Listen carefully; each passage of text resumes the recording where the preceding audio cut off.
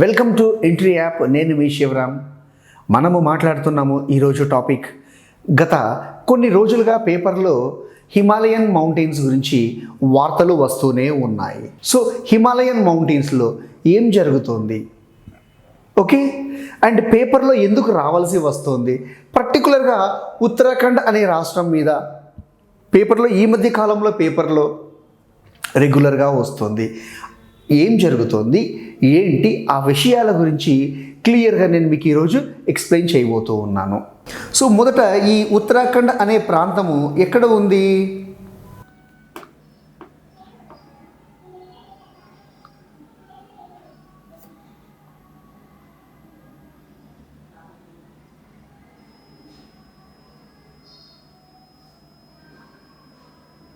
Okay, so Uttarakhand అనే ప్రాంతము ఇక్కడుంది.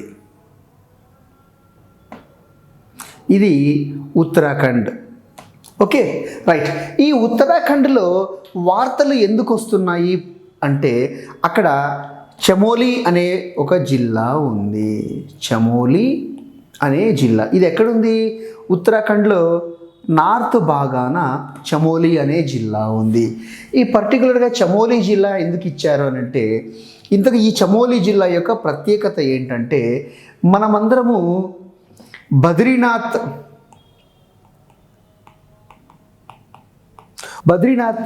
అనే ఒక పిల్గ్రిమేజ్ సెంటర్ మనకు తెలుసు కదండి.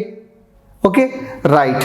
ఒకటి బద్రీనాథ్, నెక్స్ట్ తర్వాత valley of flowers, valley of flowers ఏంటిది? ఇది ఒక నేషనల్ పార్క్, అక్కడే ఉంది.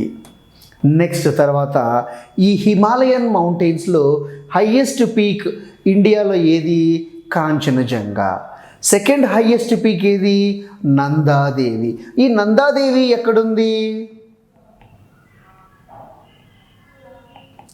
చమోలి డిస్టిక్లోనే. అర్థమవుతుందా? నెక్స్ట్ తర్వాత బయోస్పియర్.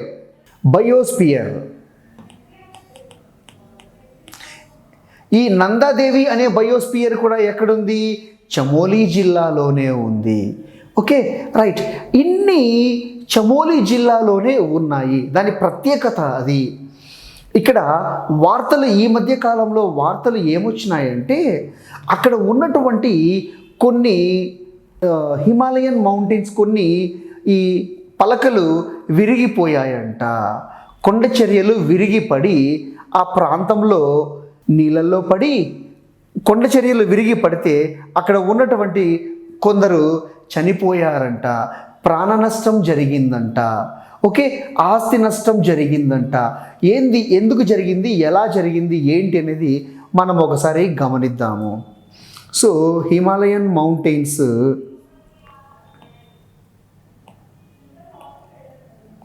ఇలా మౌంటైన్స్ ఉన్నప్పుడు, ఓకే, నెక్స్ట్ తర్వాత కింద పార్ట్లో కూడా ఇలా మౌంటైన్స్ ఉన్నాయి.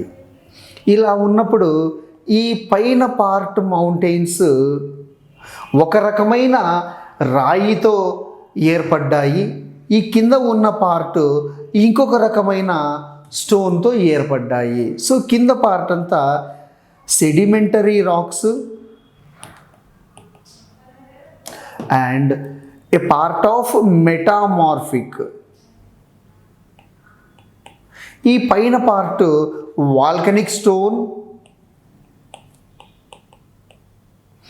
And metamorphic. సో ఈ మెటామార్ఫిక్ ఇక్కడేమో స్ట్రాంగ్ మెటామార్ఫిక్, ఇక్కడేమో అంత స్ట్రాంగ్ లేదు. Okay, right. ఓకే, ఈ ప్రకారంగా అక్కడ ఉన్నటువంటి స్టోన్ స్ట్రక్చర్ ఉంది. నెక్స్ట్ తర్వాత ఈ మౌంటైన్స్ ఇలా ఉన్నాయి అనుకుందాము. మౌంటైన్స్, సో మౌంటైన్స్ ఇలా ఉన్నప్పుడు ఈ ఐస్ గడ్డ అంతా కరిగిన తర్వాత, ఈ ఐస్ అంతా కరిగిన తర్వాత ఏమవుతుంది? చిన్న చిన్న పూల్స్గా ఏర్పడతాయి కదా, పూల్స్గా ఏర్పడతాయి. ఈ ఏర్పడినటువంటి పూలు నదుల రూపంలో ఈ ప్రకారంగా రివర్ సిస్టమ్, ఓకే, ఈ ప్రకారంగా నీళ్లు ప్రవహించుకుంటూ వస్తాయి. నీళ్లు ఇంతగా ప్రవహిస్తూ ఉన్నప్పుడు ఏమవుతుంది, ఈ చుట్టుపక్కల జనాలు నివసించడం, నెక్స్ట్ తర్వాత వ్యవసాయం చేయడం,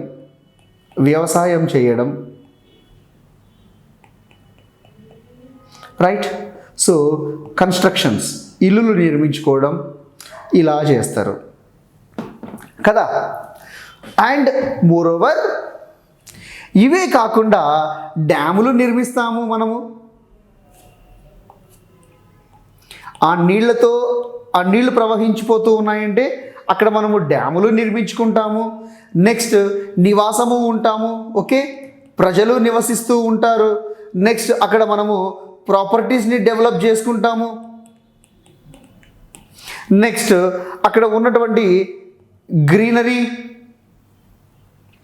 వైల్డ్ లైఫ్ శాంక్చురీస్, అక్కడ వైల్డ్ లైఫ్ ఉంటుంది కదా, జంతువులు ఉంటాయి, నెక్స్ట్ మొక్కలు ఉంటాయి, తర్వాత పక్షులు నివసిస్తూ ఉంటాయి. సో డైరెక్ట్లీ ఆర్ ఇండైరెక్ట్లీ ఇన్ని ఆధారపడి ఉంటాయి కదా. ఇక్కడ ఏమవుతుంది, ఈ కొండ చర్యలు విరిగి పడిన తర్వాత ఈ కొండ చర్య ఇక్కడ నుంచి ఎక్కడికి వచ్చి పడింది, ఈ నీళ్ళల్లో పడింది. నీళ్ళల్లో పడినప్పుడు ఈ కొండ చర్య ఇక్కడ ఉన్నటువంటి నీళ్లు ఏమైపోయినాయి, నార్మల్గా ఫ్లో అవుతున్నటువంటి నీళ్లు కొండ చర్యలు విరిగి పడటంతో ముక్కలయ్యి ఈ నీళ్లు ఫ్లో అవుతా ఇట్లా వచ్చేస్తాయి, రైట్.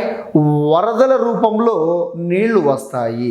సో ఈ వరదలుగా వచ్చినప్పుడు ఇక్కడ ఉన్నటువంటి పొలాలు దెబ్బతింటాయి, ఇక్కడ ఉన్నటువంటి నివాసము ఉన్నటువంటి వాళ్ళు దెబ్బతింటారు, ఏదైనా వ్యాపారస్తులు ఉంటే వ్యాపారస్తులు దెబ్బతింటారు, అక్కడ ఉన్నటువంటి పక్షులు జంతువులు ఏవైనా ఉన్నాయంటే అవి కూడా చనిపోతాయి. సో ఇంత నష్టం జరుగుతోంది ఎందుకు, అక్కడ ఉన్నటువంటి స్టోన్ ఏదైతే ఉందో అక్కడ ఏర్పడినటువంటి రాళ్లతో, ఓకే, దాని ప్రాసెస్ ఏదైతే ఉందో అక్కడ సరిగ్గా లేదు. నంబర్ 1. నంబర్ 2 రీజన్, కొండ చర్యలు ఎందుకు విరిగి పడుతూ ఉన్నాయనంటే అక్కడ డెవలప్మెంట్ అనేసి నేను మీకు ముందే చెప్పాను.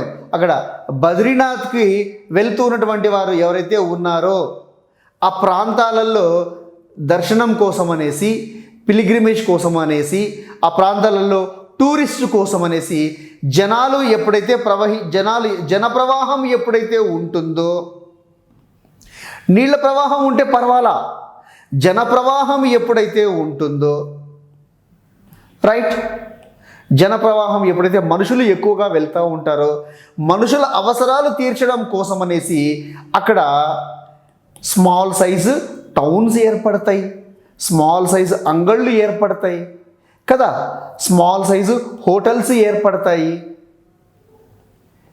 సో ఈ ప్రకారంగా కొండలని చెట్లని నరికి ఆ చెట్లనన్నింటిని నరికేసి అక్కడ ప్రజల అవసరాల కోసము చిన్న చిన్న ఇల్లులు నిర్మించుకుంటారు, బేస్లెస్ హౌసెస్ నిర్మించుకుంటారు, ఓకే, రైట్. సో అదే కాకుండా డ్యామ్స్, నీళ్లు ప్రవహించుకుంటూ పోతూ ఉన్నాయి కదా, అడ్డదిడ్డంగా డ్యామ్స్ ఒకటి కట్టటము ఆ ప్రాంతాలలో, రైట్. సో ఈ ప్రకారంగా చేసుకుంటూ అక్కడ ఉన్నటువంటి కొండ చర్యలు ఎప్పుడూ విరిగి పడుతూ ఉన్నాయి అనేసి వార్తలలో వస్తూ ఉన్నాయి. నెక్స్ట్ తర్వాత ఇంకొక వార్త ఏమని వచ్చిందంటే హిమాలయ పర్వతాలు రోజు రోజుకి కరిగిపోతూ ఉన్నాయంట, కరగాల్సిన దానికంటే ఎక్కువ కరుగుతూ ఉన్నాయంట.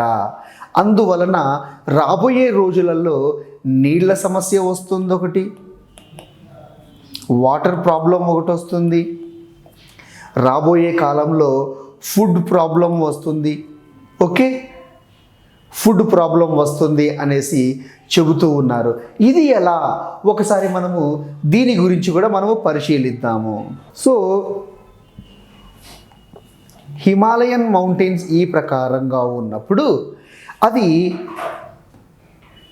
గతంలో ఒక సందర్భంలో ఎంతవరకు హిమాలయన్ మౌంటైన్స్ కరుగుతున్నాయి అని చూస్తే దానికంటే 1975లో ఇంకొకసారి చెక్ చేశారు ఎంతవరకు హిమాలయన్ మౌంటైన్స్ కరుగుతూ ఉన్నాయి ఏంటి అనేసి.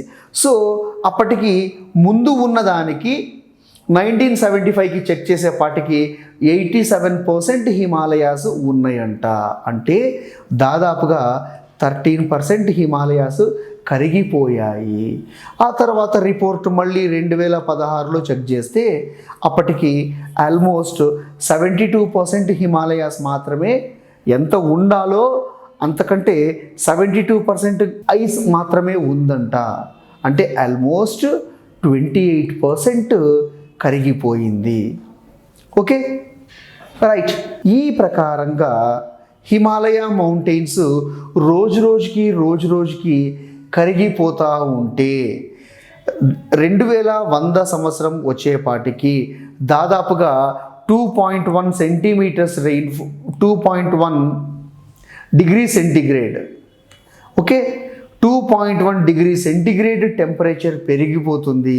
పెరగడం వలన అప్పటికి మనకు త్రాగడానికి నీళ్లు ఉండవు, తినడానికి తిండి కూడా కొదువైతుంది అని అంటున్నారు.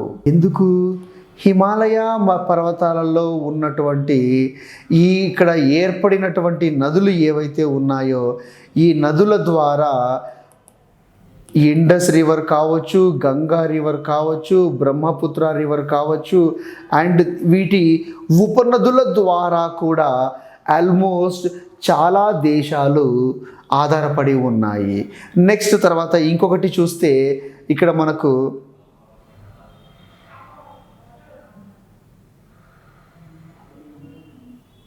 ఈ ప్రాంతాలలో హిందూ కుష్ మౌంటైన్స్ ఉన్నాయి. సో ఈ హిందూ కుష్ ఇక్కడ నుంచి మనకి ఇవన్నీ హిమాలయన్ మౌంటైన్సే కదా. సో ఇక్కడ ఇవన్నీ మంచులంతా కరిగిపోతూ ఉంటే దీనిల మీద ఎన్ని దేశాలు ఆధారపడి ఉన్నాయి? ఒకటి ఇండియా, మెయిన్గా ఇండియా ఆధారపడి ఉంది, చైనా ఆధారపడి ఉంది, నెక్స్ట్ తర్వాత పాకిస్తాన్ ఆధారపడి ఉంది, ఇక్కడ నేపాల్ ఆధారపడి ఉంది, ఓకే భూటాన్ ఆధారపడి ఉంది, ఈ పక్కన మయన్మార్ ఉంది, ఇక్కడ ఈ పక్కన మయన్మార్ ఉంది, ఓకే నెక్స్ట్ తర్వాత ఇవే కాకుండా మనకు ఆఫ్ఘనిస్తాన్ ఒకటి ఉంది, ఇక్కడ ఆఫ్ఘనిస్తాన్ ఒకటి, ఇన్ని దేశాలు ఆధారపడి ఉన్నాయి ఈ హిమాలయ పర్వతాల ద్వారా వచ్చే నీళ్ళ మీద. సో ఇన్ని దేశాలు ఇబ్బంది పడతాయి, దెబ్బతింటాయి అనేసి హెచ్చరిక చేస్తూ ఉన్నారు. గనుక గ్లోబల్ వార్మింగ్ మెయిన్ రీజన్, దీనికన్నిటికీ కారణం global warming. Okay greenhouse gases ఏవైతే రిలీజ్ అవుతూ ఉన్నాయో ఆ రిలీజ్ అవ్వటము తగ్గించమని చెబుతూ ఉన్నారు. సరే గ్రీన్ హౌస్ గ్యాసెస్ ఎలా రిలీజ్ అవుతున్నాయి? మీరు వాడుతున్నటువంటి ఏసీ, మీరు వాడుతున్నటువంటి ఫ్రిడ్జ్, ఇండ్లల్లో వాడుతున్నటువంటి fridge, okay greenhouse gases release అవుతున్నాయి వాటి ద్వారా. నెక్స్ట్ తర్వాత పెట్రోల్ విపరీతంగా వాడుతూ ఉన్నారు. పెట్రోల్, డీజిల్ న్యాచురల్గా దొరుకుతున్నటువంటి మనకు సూర్యుడి ద్వారా వచ్చే ఆ కిరణాల ద్వారా ఏర్పడే ఎనర్జీని యూజ్ చేసుకోకుండా ఓకే మనము ఆల్టర్నేట్ సోర్సెస్ కోసం వెళ్తూ ఉన్నాము.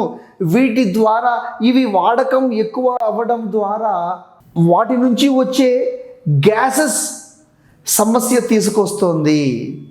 అందుకనేసే చెప్తూ ఉంటారు, మీరు గమనించారో లేదో, పొల్యూషన్ ఎక్కువైపోయి వాతావరణంలో టెంపరేచర్ ఎక్కువైపోయి పడాల్సిన రెయిన్ఫాల్ కంటే తక్కువ రెయిన్ఫాల్ రావటము, పండాల్సిన పంటల కంటే తక్కువ పంట పండటము ఓకే ఈ ప్రకారంగా జరుగుతూ ఉన్నాయి. కనుకే దీని మీద శ్రద్ధ తీసుకోండి, ప్లీజ్ శ్రద్ధ వహించండి అనేసి పేపర్లలో ప్రతిరోజు ఏదో ఒక రూపంలో వార్తల ఏదో ఒక న్యూస్ అయితే వస్తూ ఉంది. Yes I sincerely suggest you please కొంచెం ఈ గ్రీన్ హౌస్ గ్యాసెస్ రిలీజ్ అయ్యే వస్తువులు కానీ లేకపోతే అవి రిలీజ్ అయ్యే ప్రోడక్ట్స్ కానీ మనము వాడటం ఎంత తగ్గిస్తే అంత మంచిది. And I wish you all the best.